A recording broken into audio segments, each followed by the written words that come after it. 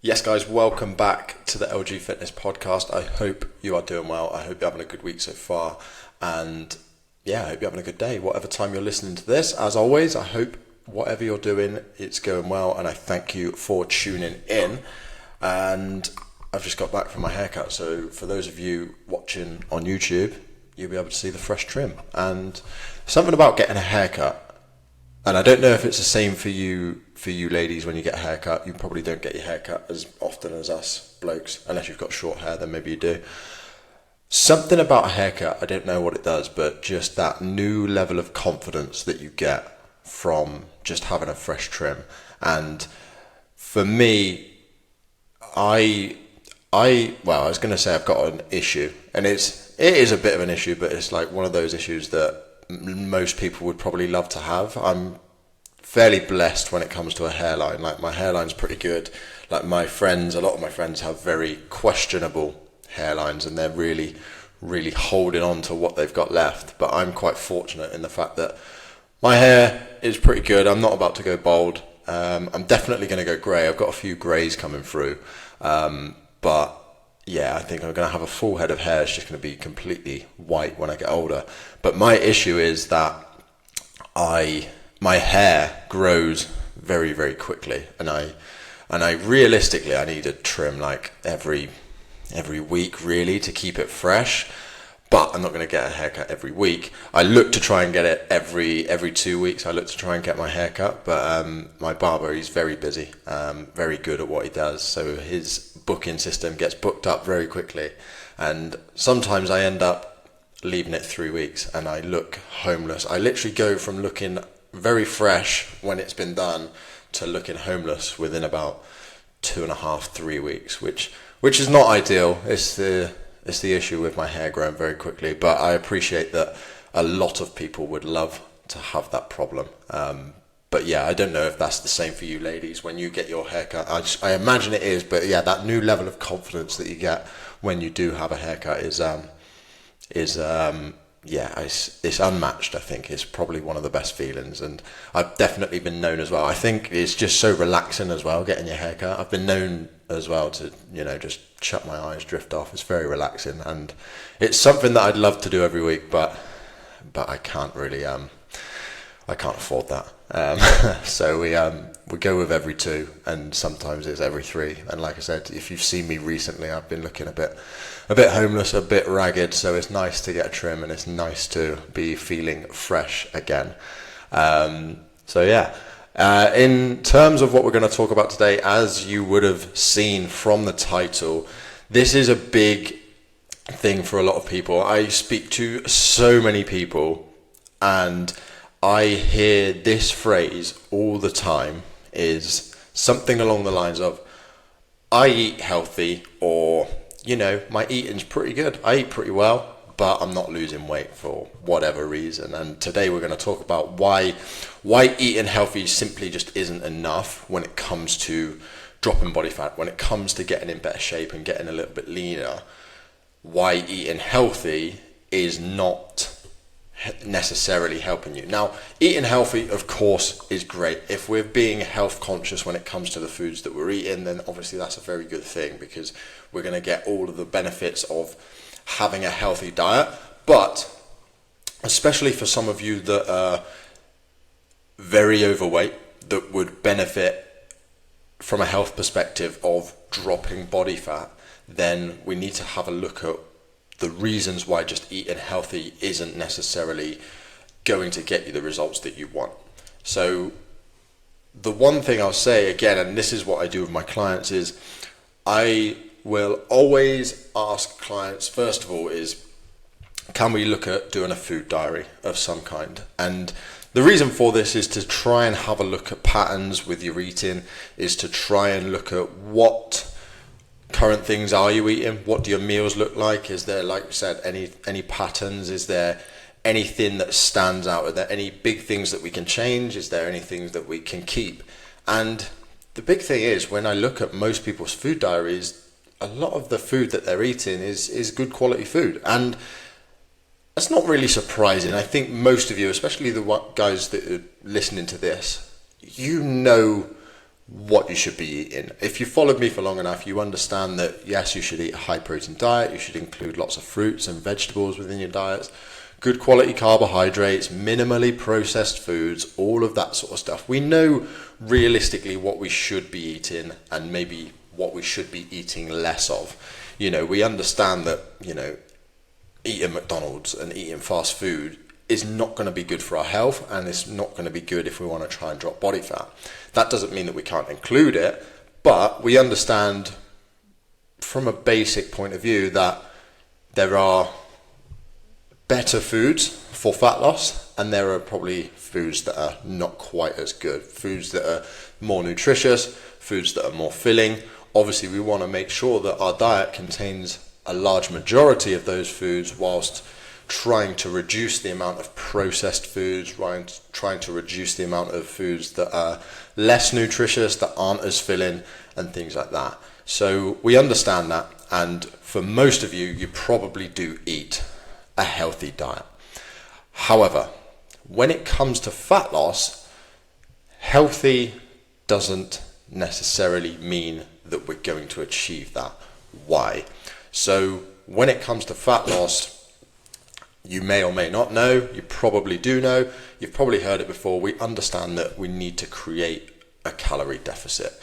So let's look at that, let's break that down. So the reason why we need a calorie deficit is because this is thermodynamics, right? The first law of thermodynamics is that energy cannot be created, it cannot be destroyed, it can only be transferred or transformed from one form of energy to another, essentially.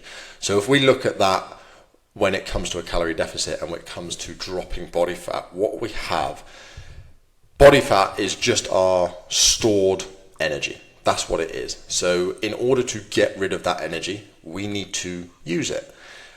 We get energy from our food, so we consume food, we get energy from our food, and if we are eating at maintenance, so if we're, say, burning 2,000 calories a day or burning 2,000 in terms of energy, then we're taking in 2,000. So we're not losing, we're not burning fat. We're not burning fat because we don't need to. We can use the energy from our food to do our day-to-day tasks. If we were to eat 2,200 and burn 200 calories, then we've got an excess energy there, or a calorie surplus. So this is where our body will then store that 200 calories as body fat. So the reverse is true if we want to try and drop body fat. As if we were to eat 1,800 calories and our body's burning 2,000 calories. Again, we can't create energy to get that done, to get those 2,000 calories done or burnt, essentially, if that makes sense. So where do we take it from? So our body goes, right, okay, let's take that from our body fat. And we can look at, and we can go in deeper, and potentially, your body may look to burn muscle and things like that. But again, if you're using your muscle, if you're resistance training and things like that, your body's not going to want to use energy from muscle. It's going to utilize that stored fat. So that's how a calorie deficit works. So when it comes to eating healthy, we have to remember that even if foods are healthy, they've still got calories in them. And there are still many foods that contain high calories. They might be very nutritious foods, but they also may be calorie dense, and they might be high in calories. So for example, there's probably foods that you're eating right now or trying to include more of in your diet that you're probably just not aware that they contain a lot of calories. So things like nuts, things like avocado, and usually it's the foods that are high in fat that tend to contain a lot more calories. So if we look at calories per gram of protein, carbs and fats, so protein contains 4 calories per gram, carbohydrates 4 calories per gram, and fats contain 9 calories per gram. So like I said, those things that are high in fat that you would consider healthy, nuts, oils to an extent, and butters, those types of things, and avocado, all of that sort of stuff. Eggs as well have a high fat content. We'd consider those foods healthy, we consider those foods good quality foods, and they definitely are. They've got a lot of good quality nutrition in them. However, those calories can add up, and you can still consume too many calories whilst eating healthy. For example, there are many people that I work with that look to build muscle, and in order to build muscle, in an ideal world, we need to be eating in a calorie surplus. Now, that doesn't mean that we eat rubbish. That doesn't mean that we eat, processed foods in order to do so. Still similar sort of things. You can still include that within your diet, whether your goal is muscle building or fat loss. But again, we don't want the majority of our foods to be coming from those processed sources. We want the majority of our foods to be coming from those good quality sources like we've just spoken about. However, when it comes to muscle building, ideally we want to be in a calorie surplus. So we want to be eating slightly above maintenance, but we still want to be eating healthy. If we're in a calorie surplus, then we are intentionally, or if we're muscle building, then we're intentionally trying to gain weight. And despite eating healthy, and I've done it before, despite eating healthy, you are still going to gain weight because you are consuming more calories than your body needs in order to maintain itself. So that's a really, really key thing to understand, is that eating healthy, yes, it's absolutely a really important thing, obviously from a health perspective, that we get good quality foods, good quality nutrients, because that's going to help us feel good. That's going to help us perform at our best. It's going to help our body repair and grow. So that's very important. However, when it comes to fat loss, the most important thing, and the only way that we can drop body fat, is by being in a calorie deficit. If we're not in a calorie deficit, it doesn't matter how healthy we eat, doesn't matter what foods we eat, we are not going to drop body fat. So coming back to what I said at the start, right? This is thermodynamics. We cannot create energy, we cannot destroy energy. Body fat is stored energy. In order to get rid of that stored energy, we need to use it. And our body is only going to use it if we are not consuming enough energy from our food, because then it's going to need to draw on other energy sources to complete day-to-day tasks. So if we're burning 2,000 calories a day, our body can't just create energy to burn 2,000 calories a day. It will utilize other energy sources, which is, like I said, body fat, potentially muscle if we're not resistance training, and things like that. So really, really important that, yes, just because you're eating healthy doesn't necessarily mean that you're in a calorie deficit. And another big issue that I'll touch on, and then that'll be it for today. I'm going to try and keep this one short. I'm actually going to try and keep this episode 15 minutes or so. So if you're eating healthy, and if you're eating a lot of those good quality foods, what you'll find is, in general, it's quite hard to overeat when you are eating these good quality foods. So what you may find is, if you are eating, again, a very healthy diet, lots of fruit, lots of vegetables, things like that, you might actually be eating very low calorie. Now,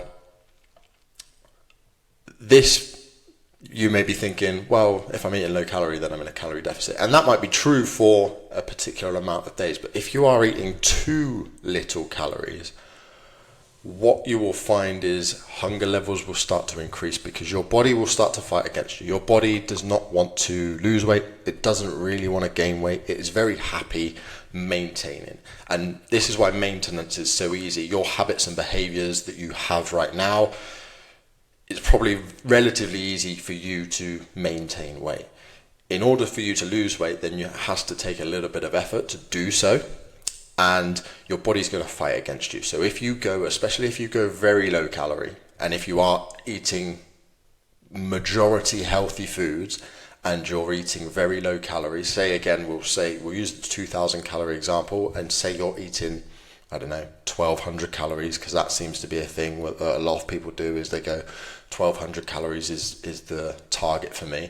If you're eating 1,200 calories, that's an 800 calorie deficit. That is a very, very big deficit.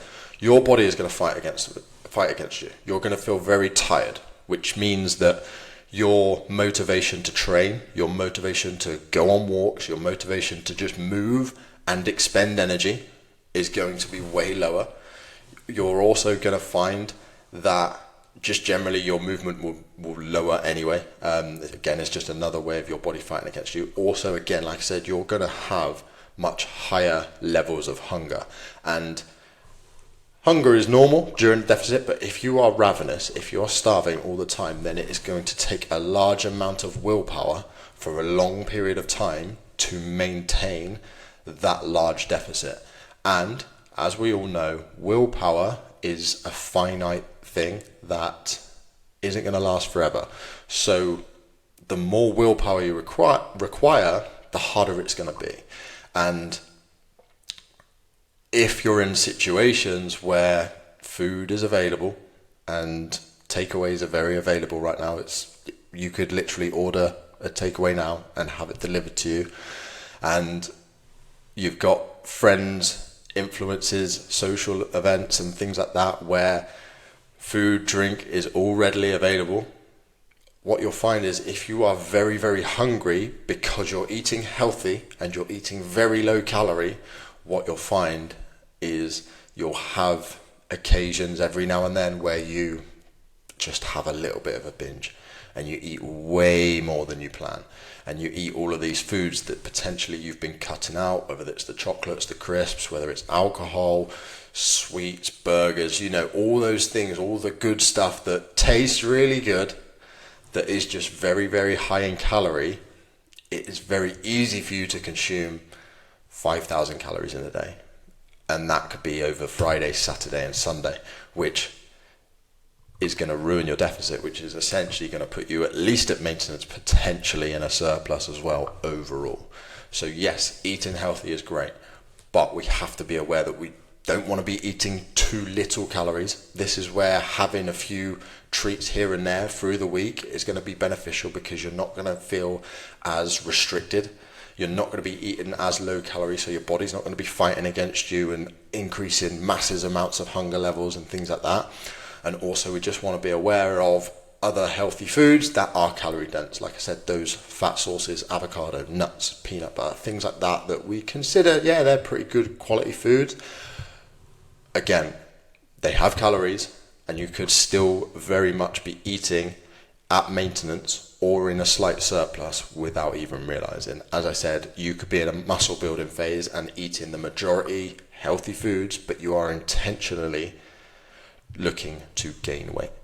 So remember, eating healthy is great, but that doesn't necessarily mean you're going to drop body fat. I hope this makes sense. I hope this makes sense. I hope you enjoyed this episode. If you've got any questions regarding nutrition, whether it's regarding training, then please reach out. Follow me on Instagram for more daily fitness content at Lewis Graham Coaching. Or if you've got any questions for the podcast, then email me, lewis@lewisgrahamfitness.co.uk, or you can visit my website, www.lewisgrahamfitness.co.uk. I hope you enjoyed this episode. If you did, please leave it a review. Please share it with anyone that you think would benefit from listening to this. As I said on the last episode, when we get to 200 listeners, I'm going to do a bit of a giveaway. So I'm going to offer a free month in my online coaching program. And I'm also going to give away an LG Fitness t-shirt. So if you want to be in the chance of winning that, let's get this podcast to 200 views by the 20th episode. I hope you have a good day, and I'll speak to you soon. Take care.